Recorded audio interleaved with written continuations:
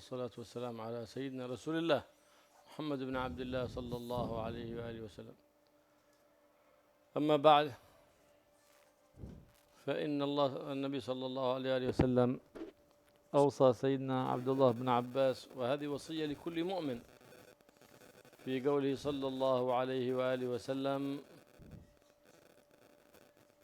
احفظ الله يحفظك، احفظ الله تجده تجاهك، ما دمت مع الله فالله معك، ما دمت مؤدي حق الله فالله معك سبحانه وتعالى، والمعية من الله بنصره ولطفه ومعونته ورحمته سبحانه وتعالى.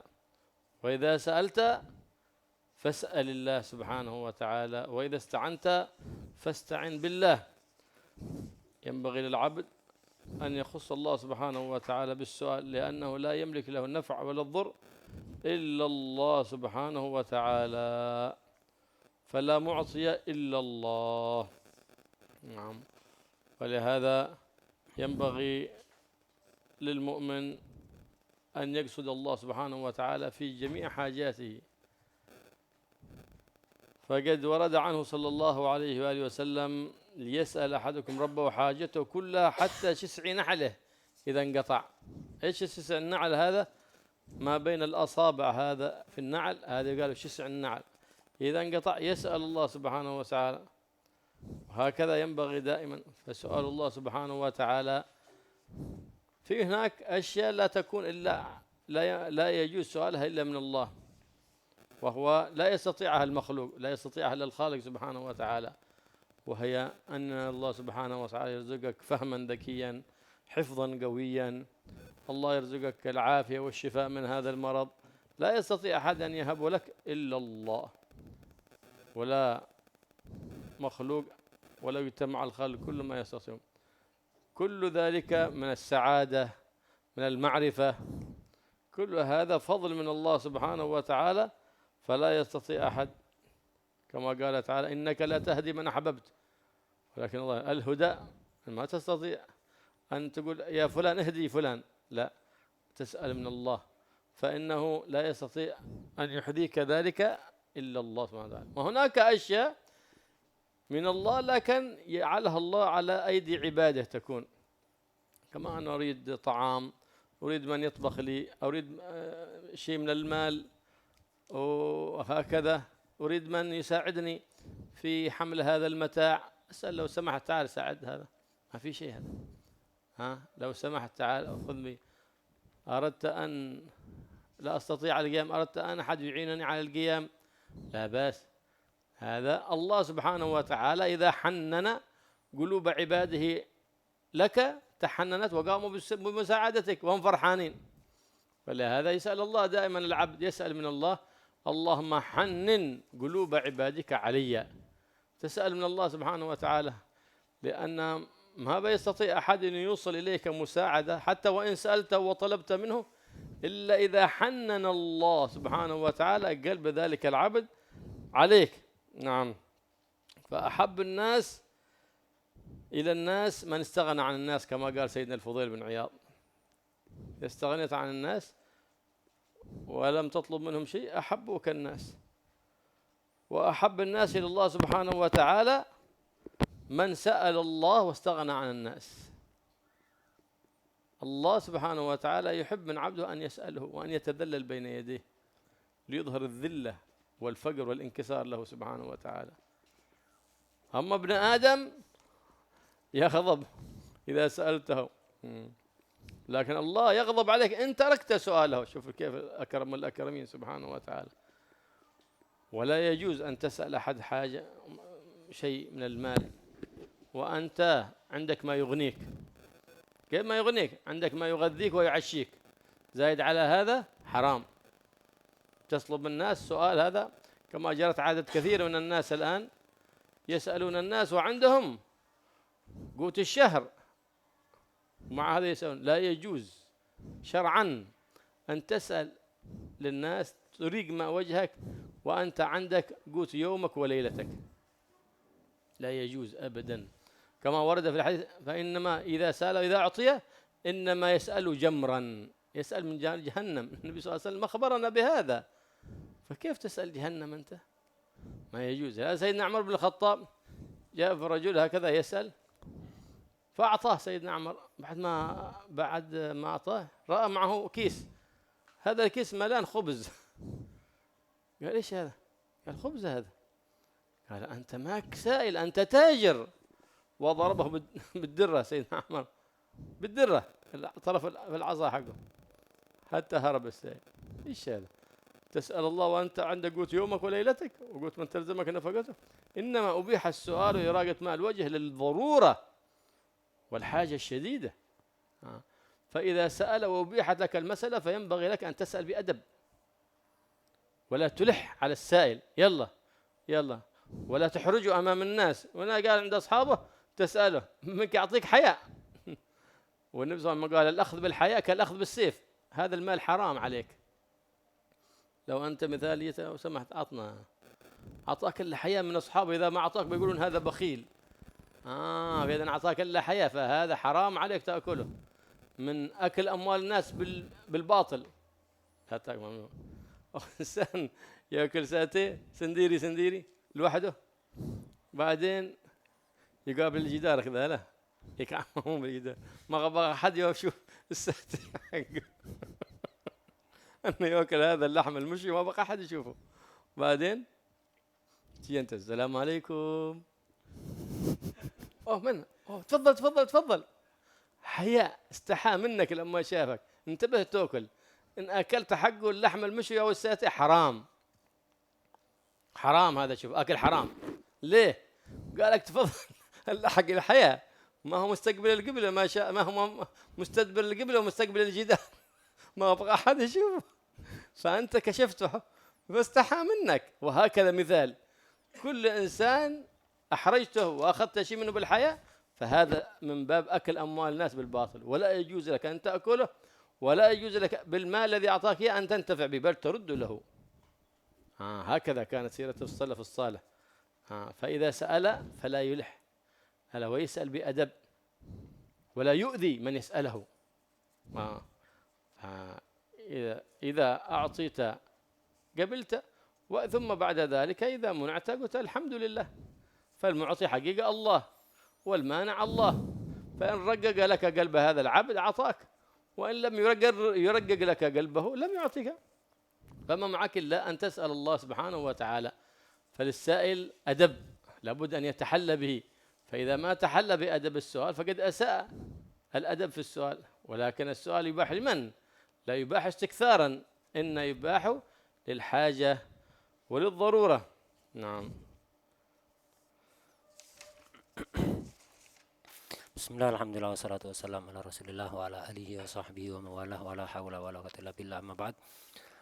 Kajian kita pagi hari ini masih seputar hadis ke-19 dari hadis Arba'in Nabawi. Hadis ini merupakan wasiat Rasulullah SAW kepada Sayyidina Ibnu Abbas radhiyallahu anhuma. Tapi hakikatnya ini bukan khusus untuk beliau, tapi untuk semua kita umat Islam yang beriman kepada Rasulullah SAW. Kemarin disebutkan dalam hadis ihfadillah yahfadka, ihfadillah tajidu tujahak. Jagalah Allah maka Allah akan menjagamu, jagalah Allah maka engkau akan menemukan Allah seolah-olah di depanmu. Maksudnya apa? Selama kita selalu bersama Allah maka Allah akan selalu bersama kita. Selama kita selalu melaksanakan hak-hak Allah maka Allah akan memenuhi seluruh kebutuhan dan hajat-hajat kita. Maksudnya Allah bersama kita di sini bukan zatnya bersama kita, artinya pertolongannya, bantuannya, rahmatnya selalu menyelimuti kita dari segala penjuru. Karena itu hendaknya kita di dalam segala keperluan kita, di dalam segala aktivitas kita itu selalu berharap dan senantiasa memohon kepada Allah. Bahkan dikatakan dalam hadis seandainya tali sendal kita atau bahasa Jawanya itu sandat. Seandainya tali sandal kita ini lepas, maka mintalah pada Allah. Sebelum kita mencari bantuan kepada orang, mintalah kepada Allah agar supaya Allah memperbaiki sandal kita yang rusak itu atau menggantinya dengan yang baru misalnya. Nah, jadi dalam segala hajat kita hendaknya kita ini minta kepada Allah Subhanahu wa taala. Cuman keperluan-keperluan manusia itu ada yang sama sekali tidak boleh diminta dan tidak mungkin bisa diminta kepada makhluk. Ada yang kita minta pada Allah tapi melalui perantara makhluk, ada seperti itu. Jadi keperluan-keperluan manusia itu ada yang tidak bisa diminta lewat perantara makhluk, harus langsung dari Allah. Ada yang bisa melewati perantara makhluk, tapi ujung-ujungnya tetap kita mintanya kepada Allah. Contoh, sesuatu yang tidak bisa kita dapatkan dari makhluk, harus langsung dari Allah. Kita minta agar supaya diberi kecerdasan, diberi daya ingat yang kuat, kesembuhan dari penyakit, kebahagiaan, ma'rifah, hidayah. Lah ini tidak bisa kita minta pada makhluk. Ini langsung kita minta kepada Allah. Nah, ada sesuatu yang lain yang kita mintanya bisa lewat makhluk, perantara makhluk, tapi ujung-ujungnya sebenarnya kita minta kepada Allah. Seperti kita minta makanan, harta benda, ngangkatkan barang. Nah ini kita bisa minta tolong bantuan makhluk, tapi hakikatnya kita harus sadar bahwa kita sebenarnya minta bantuan kepada Allah. Karena apa? Ketika kita minta bantuan kepada orang, kepada sesama makhluk, dia tidak akan bisa membantu kita kalau Allah tidak melunakkan hatinya untuk berkenan membantu kita. Karena itu hendaknya sering-sering kita berdoa kepada Allah dengan doa Allahumma hannin quluba ibadika alayya. Allahumma hannin quluba ibadika alayya. Ya Allah, lembutkanlah. Ya Allah, lunakkanlah hati-hati hambamu kepadaku. Sehingga ketika kita ada keperluan, maka akan banyak orang yang siap membantu kita dengan sukarela, dengan senang hati, bukan karena terpaksa. Kita minta pada Allah. Zahirnya kita minta bantuan pada makhluk, tapi harus kita sadari betul bahwa itu sebenarnya adalah bantuan dari Allah. Allah yang melunakkan hatinya dia untuk senang sukacita membantu kita. Seandainya Allah tidak meluluhkan hatinya, tidak bakalan dia bantu kita.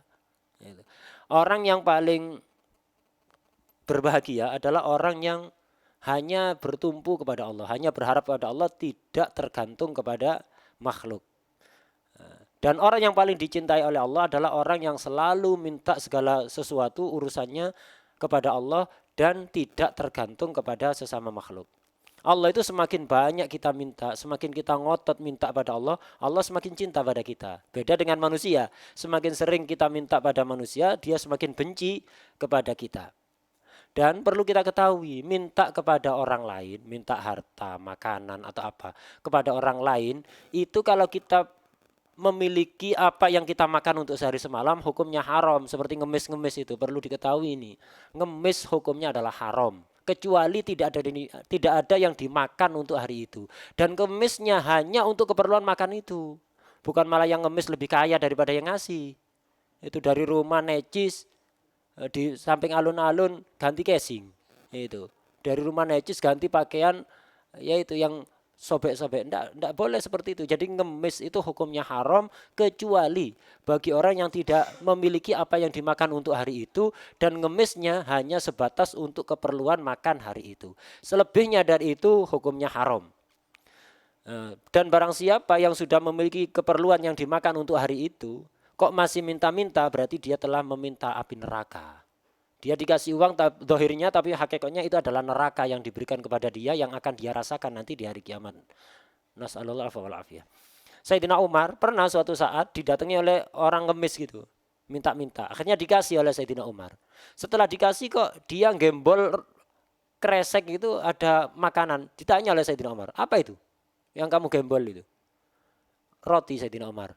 Oh kamu sudah punya makanan sih ngemis. Akhirnya dipentungi sama Sayyidina Umar, diambilkan tongkat, dipentungi sampai kabur lari terbiri-biri. Kata Sayyidina Umar, kalau begini ceritanya kamu ini bukan minta, tapi berdagang kamu ini. Dagang dengan harga diri kamu. Jadi kamu menjual harga diri dengan uang yang remeh. Gitu. Nah, karena itu sekali lagi ditekankan oleh beliau bahwa minta-minta kepada orang itu hanya boleh ketika darurat. Dan ketika darurat pun ketika minta harus dengan adab, harus dengan tata krama. Minta jangan membuat orang yang kita minta itu malu di hadapan teman-temannya kalau nggak ngasih. Jangan terlalu ngotot dikasih, alhamdulillah, nggak dikasih juga alhamdulillah, sudah. Itu semuanya Allah yang menggerakkan hatinya dia. Ketika kita minta sesuatu kepada orang yang membuat orang itu malu untuk tidak ngasih. Misal di hadapan orang banyak kita minta. Akhirnya dia ngasih kita, bukan karena sukarela, bukan, tapi karena malu kalau enggak ngasih. Itu sama dengan ngambil secara paksa dengan ancaman pedang. Berarti haram yang kita ambil, haram uang itu untuk kita gunakan, haram makanan yang kita terima itu untuk kita makan. Contoh misalnya, contoh ini praktek minta yang haram kita terima ketika kita dikasih. Misalnya ada orang sedang asiknya makan sate ini, membelakangi kiblat ngadep tembok biar nggak kelihatan oleh siapapun. Jadi sedang di warung sate, dia makan sate ngadep ke satirnya, ngadep ke temboknya biar nggak kelihatan siapapun, nggak kepingin kelihatan, dia pingin menikmati satenya sendiri. Kok kita ngelihat, kita datangi, assalamualaikum. Gitu. Ya tentunya orang ini akan malu, mesti nawari. Oh monggo monggo monggo, fadol silakan, mari gabung makan. Dia bukan sukarela, kenapa dari tadi dia ngadep tembok kok biar gak kelihatan orang, malah disalami. Akhirnya terpaksa dia nawari. Hati-hati kalau ditawari oleh orang yang malu seperti itu, jangan dimakan, karena itu makanan haram kalau sampai Anda makan. Jadi tidak boleh untuk apa? Untuk Anda makan. Kalau Anda terlanjur ngambil, wajib dikembalikan. Kalau itu makanan, kembalikan, jangan dimakan. Kalau uang, kembalikan, jangan digunakan uang itu. Kemudian termasuk adabnya orang yang terpaksa meminta-minta, yaitu jangan menyakiti orang yang kita mintai. Udah, kita dikasih alhamdulillah, tidak dikasih alhamdulillah, sudah. Tidak usah kita mencaci dia, menyakiti dia. Kenapa? Semuanya itu atas kehendak Allah. Allah yang melunakkan hatinya dia. فالزكاة مثلا لا يجوز لمن يعلم نفسه أنه غني لا يجوز أن يأخذها وهو ليس من أحد الأصناف الثمانية. أما الصدقة يقبلها الغني فذاك مكروه، لكن ينبغي له عند أخذ الصدقة إذا يعلم أنه ليس بحاجة لها أن ينوي بالتصدق على غيره. ليه؟ لأنه قد يكون في رد المال إذا أعطيته من غير طلب، فيه قد يكون من الكبر والعلو، فلما تأخذه فيستجيب ذاك أجر، وأنت تأخذ المال وتعطيه لمحتاج أو مسكين فذاك أثيب وأنت أثبت. هكذا ينبغي لك أيها العبد إذا أردت أن تسلك طريق الآخرة أن تتعلم أدب الأخذ وأدب العطاء. فإن سألت إنسانا فلا تلح، وإن سألت الخالق سبحانه وتعالى فألح عليه في الدعاء، فإن الله يحب الملحين في الدعاء. وإذا أعطيت فلا ينبغي لك أن تستشعر نفسك أنك معطي، وإنما تستشعر أنك واسطة جعلك الله سبحانه وتعالى سببا لذلك الخير الذي أوقفك عليه. نعم. فهؤلاء كلهم الذي يساق إليك من جهتهم المساعدة أو العطاء كلهم بتحريك من المولى سبحانه وتعالى، ولولا أن الله حرك قلوبهم لما أحد سعى إليك ولما أحد نظر إليك. فلهذا عندما سمع النبي محمد صلى الله عليه وسلم سيدنا علي يقول اللهم اغننا عن خلقك، فقال يقول اللهم اغننا عن شرار خلقك، لأن المؤمن كثير بأخيه. أنت في مناسبة في زواج تحتاج إلى إخوانك وأن يساعدونك، لكن تتعوذ من الشرار. اللهم اغننا عن شرار خلقك. ولما سئل النبي محمد عن من هم شرار الخلق، هذول الذين نتعوذ من مساعدتهم ولا بغينا معونتهم ولا بغينا مساعدتهم ولا إكرامهم، إنهم الذين إذا أعطوا منوا، يمنون عليك بالعطاء، وإذا منعوا عابوا، ذكروك وذكروا نقصك والعياذ بالله. هؤلاء شرار الخلق. أما في إنسان يعطيك ويساعدك لكن يكتفي بالأجر بعلم الله سبحانه وتعالى والفضل من الله، لا يريد أن أحد من العباد يعرف أبدا، هذا من خيار الناس. هكذا ينبغي للإنسان أن يساعد إخوانه المسلمين ويعلم أنه جعله الله في هذه الوظيفة لأن الله أحبه. فإن أحب الناس أو من أحب الناس لرب الناس سبحانه وتعالى من جعل حوائج الناس تقضى على يديه، هذا محبوب عند الله.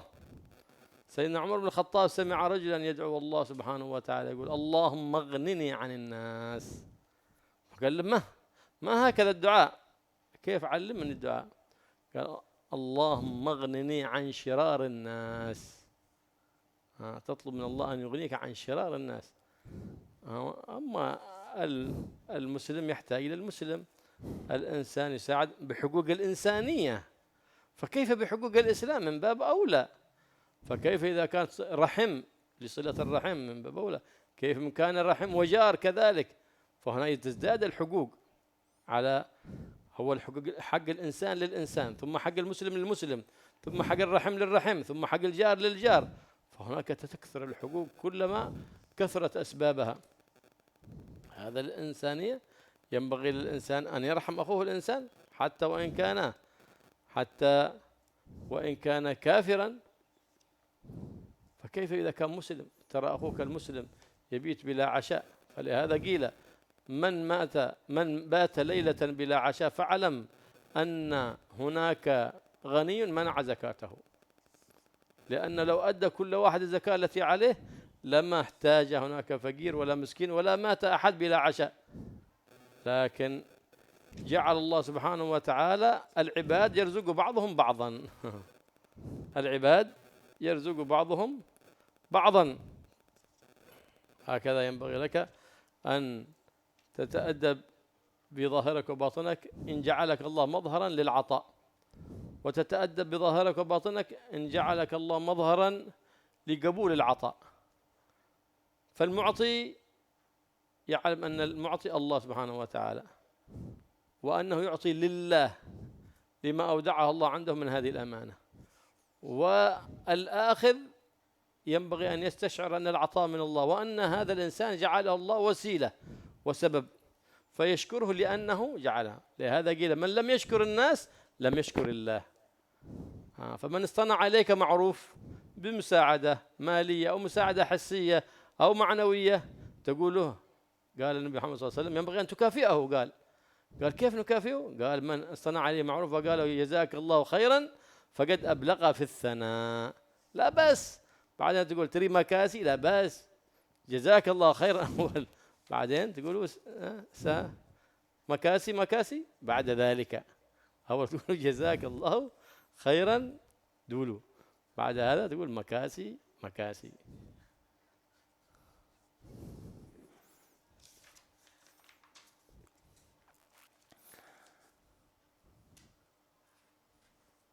Meneruskan tentang tadi masalah meminta-minta, bukan hanya sedekah, zakat misalnya. Kalau kita dikasih zakat, padahal kita sadar, tahu.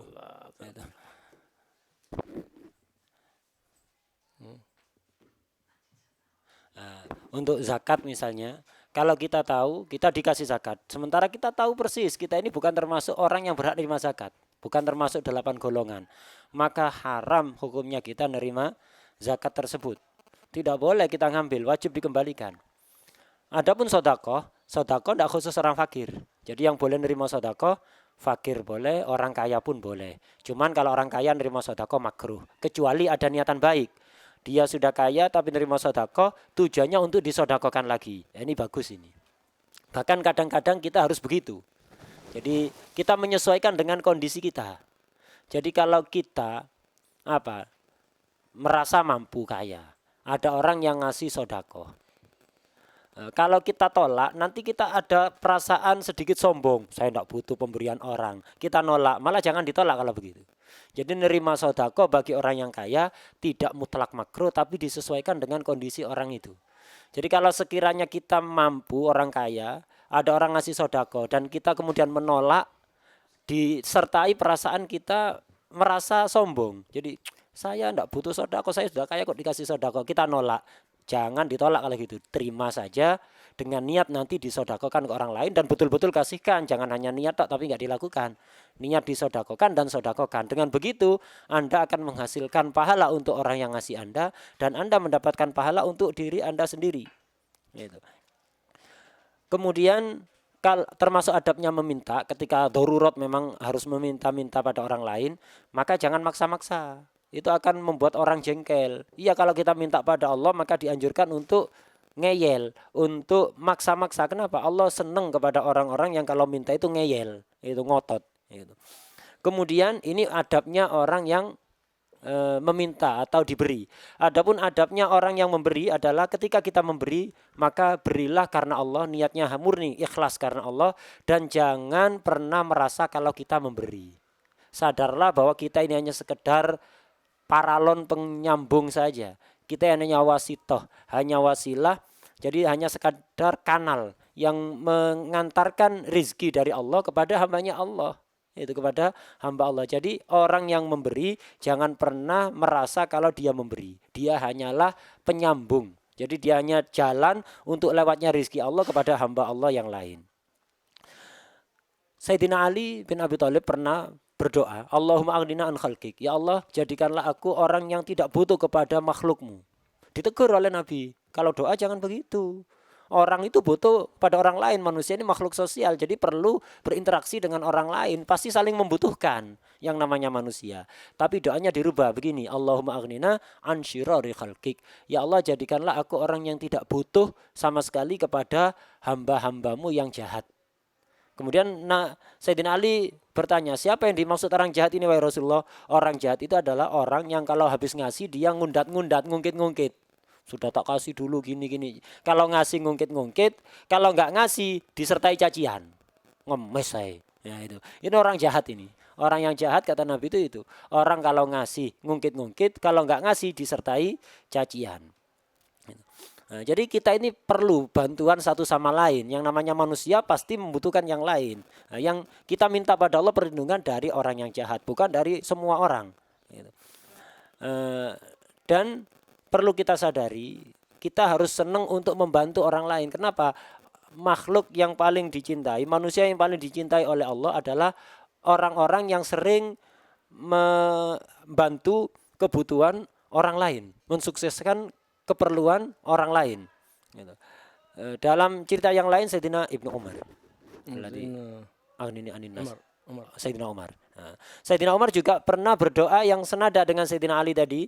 Beliau berdoa Allahumma aghnini anin nas. Ya Allah, jadikanlah aku orang yang sebagai orang yang tidak butuh kepada orang lain.